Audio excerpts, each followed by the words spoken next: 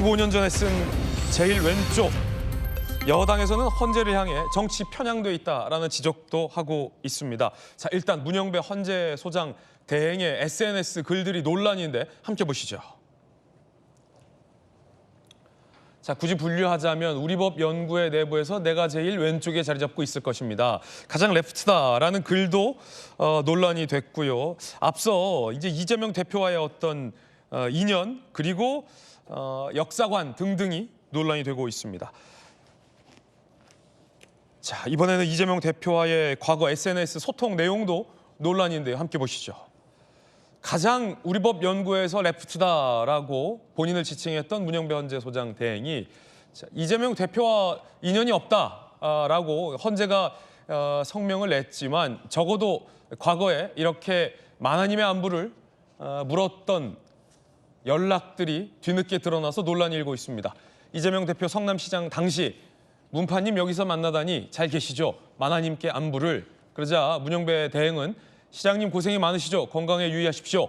자, 두 사람은 사법연수원 동기이자 노동법 학회도 같이 한 사이로 알려져 있습니다. 자, 최소 7차례 SNS로 대화를 나눴다라는 게 이 정치권의 논란의 내용입니다. 남의 말을 빌리지 않고 자신의 말을 할 때가 올 것이다 라는 이재명 대표의 글. 그러자 문 대행은 저는 말보다 실천에 관심이 있다라는 답을 남기기도 했습니다. 최소 7차례 SNS 대화. 허구한 날 누구 반대, 무엇 반대라니 이재명 시장이 만들어서 반대. 그러자 문 대행이 비판을 해도 성찰이 있어야 하는데 그게 부족한 것 같다라며 굉장히 친근한 사이인 듯 대화를 이어가는 모습도 공개적으로 드러났습니다. 그러자 여당에서는 이재명 대표와의 친분 그리고 여러 어떤 편향적인 글 논란 등으로 문영배 헌재 소장 대행의 자질을 의심하고 있습니다. 들어보시죠. 문영배 재판관은 스스로도 그 글에서 밝혔습니다. 법원 내에서 가장 왼쪽에 있는 학회인데 그 왼쪽에 있는 학회 중에서도 자기는 가장 좌파다 이렇게 주장을 한 겁니다. 재판관이 정치 성향을 드러내면 안 돼요. 정치적으로 엄격히 중립해야 되거든요. 근데 본인이 그런 걸 밝혔다는 것 자체로 저는 자격이 없다라고 생각합니다. 저는 마은혁 후보자까지 임명되면 마은혁, 이미선, 문영배 이 세 사람은 재판도 해볼 것도 없이 그냥 이미 탄핵을 찬성하고 있는 거나 마찬가지예요. 정계선 재판관까지. 그러면 나머지 5명 중에 2명만 찬성해도 탄핵이 인용되는 거지 않습니까? 헌법재판소의 재판관들이 어떻게 판결이 날지 예상이 어려울 정도로 공정해야 되는데. 여당에서는 지금 들으신 것처럼 이재명 대표와의 인연, 노골적인 정치 성향 등등으로 문영배 헌재 소장 대행이 공정한 대통령 탄핵 심리를 할 수 없다라고 비판하고 있습니다. 여기에 문 대행의 과거 글들이 드러났는데 이 역사관도 논란이 일고 있습니다. 함께 보시죠. 자, 과거 부산 유엔 기념공원을 방문한 뒤에 문영배 대행이 당시에 올린 글이 회자되고 있습니다. 유엔군은 무엇을 위해 이 땅에 왔을까? 전쟁의 방법으로 통일을 이루려는 자들은 1차 세계대전의 깨달음을 몰랐을까? 우리 6.25 전쟁 당시에 우리 땅에서 희생된 유엔군들에게 왜 이 땅에 왔는지를 물으며 전쟁의 방법으로 통일을 이루려는 자라며 이른바 폄훼했다는 논란이 일고 있습니다. 자, 원문 글도 저희가 한번 준비를 해봤습니다.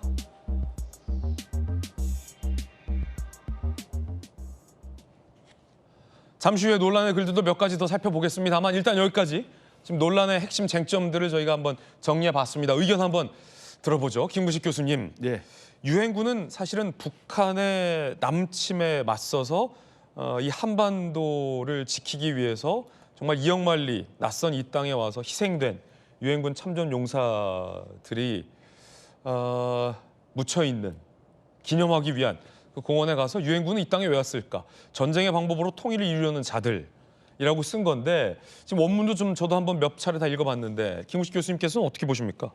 그러니까 저게 뭐 14년 전, 15년 전 네네. SNS에 올린 글이라고 하는데요. 저는 지금 이 논란이 제기된 가장 큰 원인을 생각해 봐야 된다고 봅니다. 모든 국민들이 지금 헌법재판소에 다 눈을 돌리고 있고 거기에는 대통령, 현직 대통령을 파면할 거냐 말 거냐라고 하는 가장 중차대하고 엄중한 재판을 눈앞에 두고 있기 때문에 과연 공정하고 엄정하고 편파성이 없어야 됩니다. 이제 그런 면에 대해서 이 논란이 제기된 상황인데 저는 문용배 대행이 지금 대하는 태도가 저는 굉장히 마땅치가 않아요. 그러니까 저런 것들을 문제 제기할 수 있지 않습니까? 야, 과거에 그런 말 했던 게 좀 이게 이상한 거 아닙니까? 라고 문제 제기를 하면 신속하게 그리고 엄정하고 당당하게 자신의 입장을 지금 밝히면 됩니다. 예컨대 이재명 대표와의 그런 개인적 인간이 있을 수 있죠. 예. 뭐 사람이 혼자 살 수 있는 게 아니기 때문에 사법연수는 동기면 뭐 친할 수 있는 거죠. 십몇 년 전에 저렇게 소통을 했다는 게 드러났으면 지금은 어떻다. 내가 헌법재판관이 된 이유는 만난 적이 없다든지 지난번에 한번 모친상에 이재명 대표가 조문했다는 이야기가 있었을 때 그때는 헌지에서 공식 입장이 나왔잖아요. 간 적 없다라고 이야기를 했지 않습니까? 그렇게 저는 명백하게 과거에 그랬다는 걸로 의심을 사고 있으니 지금은 어떤지를 분명히 밝혀야 되는데 침묵으로 일관하고 있어요. 그리고 또 하나 지금 말씀하신 유엔공원에 가서 저렇게 글을 썼던 건 저것도 뭐 십몇 년 전의 생각이라고 할 수 있겠습니다만 지금 대응하는 건 일종의 SNS 논란에 되는 걸 수정하거나 삭제하는 대응을 하다가 네. 저 논란에 대해서는 뭐 원문을 다시 읽어봐라 이렇게 이야기를 했다고 그래요. 그러면 지금 저때 2010년에 썼던 내용을 가지고 논쟁을 하자는 게 아니라 지금 그러면 유엔군의 6.25 참전에 대해서 어떤 생각을 하는지 분명히 밝히면 되는 거예요. 지금 우리 국민들이 궁금해하는 건 지금 권한대행인 문영배 재판관의 생각이 무엇인지 그때 그렇다고 한다면 지금은 어떤 것인지를 명백히 밝히면 되는데 침묵을 일관하거나 뭐 조용히 몰래 삭제하거나 수정하거나 이런 떳떳지 못한 태도가 계속 의혹을 불러일으키는 거거든요. 네. 저는 그래서 헌법재판소에서 이게 권한대행이니까 이재명 대표와의 친분 관계 그리고 저런 십몇 년 전에 논란이 되는 저런 인연과 관련된 내용에 대해서 명백하고 신속하고 당당하게 전 입장을 밝혀라. 뒤로 숨지 마라. 그래야만 이 의혹이 해소될 수 있다. 분명히 말씀을 드리고 싶습니다. 그렇군요. 자, 안용환 의원님, 지금 논란이 되고 있는 이유 중에 하나가 사실은 6.25 전쟁을 대하는 일부 진영에서 한국 전쟁의 원인을 미군이나 유엔군 탓으로 돌리면서 미군과 유엔군을 침략자들이라고 이제 규정하는 이게 전형적인 어떤 북한의 인식인데 국내에도 이런 주장을 하는 분들은 많지가 않은데 본인은 이제 레프트라고 하셨는데 레프트 중에서도 레프트의 과거 그 운동권 중에서 이제 NL계가 주로 이런 주장을 했잖아요. 한 민족을 두 개로 띄워놓게 만든 미군, 유엔군, 침략자들, 전쟁을 통해 통일을 이루려는 자들.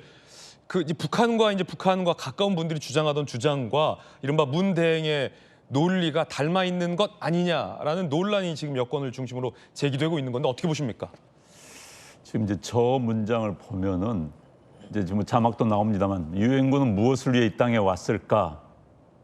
그 다음에 전쟁의 방법으로 통일을 이루는 자. 중간에 다른 문장이 없습니다. 막 연결됩니다. 그렇다면은 유엔군이 이 땅에 온 이유는 전쟁의 방법으로 통일을 이루기 위해서라고 주어가 그렇게 될 수밖에 없어요. 그런데 이제 본인은 이렇게 문제가 되니까는 뭐 북한을 이야기한 거였다. 전쟁을 통한 뭐 통일을 이루는 집단은 북한이었다라고 이야기하는데 지금 와서 해명입니다. 그냥 저 당시 문맥을 본다면은 우리가 저런 의심을 할 수밖에 없는 겁니다. 그러니까 전형적인 이른바 주사파들의 투기의 논의인 북진 통일론.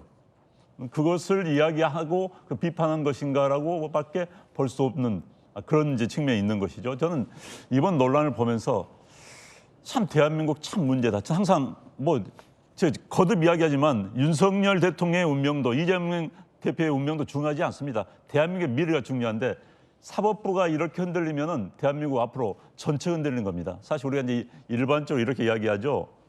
사법부는 과거를 정리하고 행정부는 현재를 관리하고 입법부는 법을 통해서 미래를 제시하는 겁니다.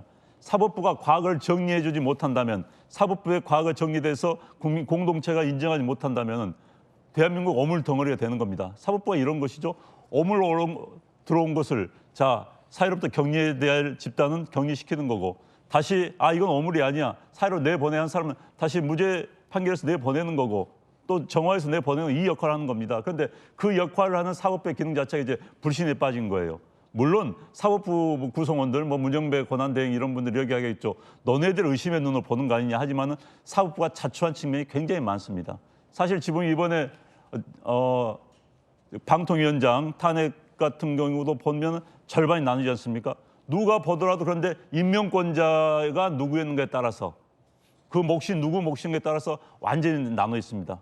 그러니까 의심의 눈으로 볼 수밖에 없는 것이죠. 그러니까 헌재가 스스로 또 사법부가 스스로 자초한 측면이 굉장히 많습니다. 특히 이제 문영배 권한대행 같은 경우는 현재 행태는 그건 보수 정당에서 제가 아무리 보수 정당 옹호하는 입장이 아닙니다만 보수 정당의 입장을 본다면 회피 신청을 할 수밖에 없어요. 아니 저렇게 이재명 대표와 친하다. 제가 듣기로는 아마 사법연수원 동기입니다. 동기인데 예. 같은 연구회를 같이 했습니다. 정성호 현 민주당 의원이 그 당시 외톨이로 놀고 있던 다른 사람 어울리지 못하던 이재명 당대표를 그 연구 모임에 끌고 와서 가입시킨 걸 저는 알고 있어요. 그때 그 모임 멤버들입니다. 그러다 보니까 지금도 가족끼리도 친한 그런 관계가 돼 있는 것이죠. 문맥 보면은 뭐 사모님 안부를 묻는다 하면은 가족끼리 만났기 때문에 그런 거 아니겠습니까? 그렇다면은 우리는 합리적 의심할 수밖에 없는 것이죠. 저런 분이 정말 객관적이고 공정한 판결할 수 있을 것인가 의문을 던질 수밖에 없는 것입니다. 본인은 이렇게 하겠죠. 나는 공정하게 하니까 걱정 마라. 과거에 내가 누구 사람도 만나지 못하느냐라고 할 수 있지만은 반대 입장에서 본다면 아니 저런 사람이 어떻게 이재명 당대표에게 불리한 판단을 할 수 있을까? 왜 이재명 당대표는 지금 선거를 빨리 나와야 되니까. 그러니까 이제 보수 쪽에서 이렇게 사고가 연장될 수밖에 없습니다. 저렇게 현재 헌재가 지금 재판관이잖아요. 헌재가 빨리빨리 신속하게 지금 헌재 탄핵을 재판을 심판을 하고 있는 이유는 뭘까? 이재명 당대표가 선거에 나올 수 있도록 대법원 판결이 나오기 전에 법원의 판결이 나오기 전에 빨리 하려고 하는 거 아닌가? 이런 합리적 의심할 수밖에 없는 거예요. 그렇다면은 지금 문영배 현 권한대행이 본인의 입장을 밝혀야 되는 겁니다. 아니면 그렇다면 자기는 본인이 심판에서 빠져야 되는 거예요. 이 정도 논란이 있다면 그게 헌재를 살리는 겁니다. 본인이 계속 있는 순간 헌재가 어떤 결정을 내리더라도 국민들은 동의하지 못할 겁니다.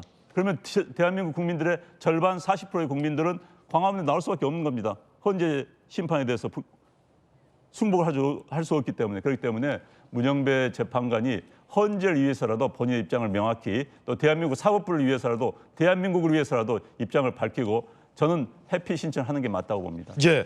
자, 그러자 문 대행의 반박과 해명도 준비되어 있습니다. 뭐라고 해명했는지 함께 보시죠. 블로그 링크를 올리며 원문 읽어보시죠. 유엔군이 아니라 북한군을 비판하는 것이다 라고 해명하고 있습니다만 앞뒤로 북한군에 대한 언급은 없었습니다. 자, 갑자기 북한군이었다라고 이제 얘기한 건데 그러니까 여권에서는 또다시 반박을 합니다. 북한군을 규탄하는 말이었다면 왜 유엔군에게 이 땅에 왔냐라고 물었는지 유엔군은 왜 이 땅에 왔냐라고 물었는지에 대한 대답이 설명이 안 된다라는 지적도 재반박도 나오고 있는 상황입니다. 원문 읽어봐라. 북한군을 뜻했다. 김영주 의원님 어떻게 보십니까? 네. 우선 기본적으로 이분이 부산에서 쭉 그 판사 생활을 했어요. 그러다 보니까 부산에 유엔 그 묘지가 있죠. 이제 거기 가서 봉사활동을 하면서 이런 글을 쓰게 됐다라고 하는 측면에서 만약 이분이 유엔군에 대한 부정적 입장만 갖고 있었다면 사실은 그와 같은 봉사활동이라든지 그와 같은 글을 쓸 이유도 없었다라는 측면에서 전체적으로 유엔군 자체를 비난하거나 비판했다고 보기는 어렵다는 게 그거고요. 다만 저는 그럼에도 불구하고 문영배 재판관의 해명은 좀 문제가 있다고 봅니다. 예. 느닷없이 북한군 자자를 썼기 때문에 북한군을 지칭하는 것이다, 멸칭이다 이렇게 얘기하는 것은 좀 간격이 있어요. 논리적인 간격이 있다고 보고 차라리 저 같으면 사실은 제가 그 문영배 재판관 입장이었다면 사실은 4만 명의 유엔 참전군 16개국의 젊은 장병들이 죽었잖아요. 그리고 그 중에 한 명에 17살짜리도 있었다라고 하면 사실은 어른들이 정치가 만들어 놓은 이념 전쟁에서 한 17살짜리가 자유민주주의 체제를 알고 낯선 외국에서 전혀 알지도 못하는 한국 땅에 와서 죽어야 했나라는 그런 어떤 생각은 나는 가질 수 있다고 생각합니다. 그래서 전쟁보다는 평화가 중요하다. 이 젊은이들이 생태같이 17살, 18살짜리가 한국이 어딘지도 모르고 와가지고 나름대로 자유민주주의 체제를 수호해서 결과적으로 잘 되어 가지고 우리가 잘 살고 있는 건 맞지만 참 이 젊은이들은 과연 그런 자유민주주의 체제를 위해서 죽어야 했냐라는 고민들은 저는 있을 수 있다고 봐요. 근데 그런 점을 좀 솔직하게 얘기해 볼 수 있지 않느냐. 왜냐하면 1차 세계대전도 보스니아 헤르츠고비나에서 사실 유일한 오해에 의해서 사실은 그 러시아 또 합스부르크가 충돌하면서 전 세계에 확전됐잖아요. 젊은이들이 군인에 지금도 현재 전장에 있는 우크라이나 전쟁에 있는 젊은이들이 누구를 위해서 어떤 이념을 위해서 저렇게 죽어가고 있나 그런 고민을 할 수 있다고 봅니다. 왜 그런 얘기들을 당당하게 내놓지 못하느냐. 굳이 북한을 끌어들여서 그렇게 얘기하는 것은 좀 그런 측면이 있어서 저는 문영배 재판관의 해명도 석연찮다라고 하지만 전반적으로 저런 부분에 대해서 지금 이념적으로 이게 종북이다 그렇게 규정하는 것도 좀 과하다 그런 생각을 갖게 됩니다. 네.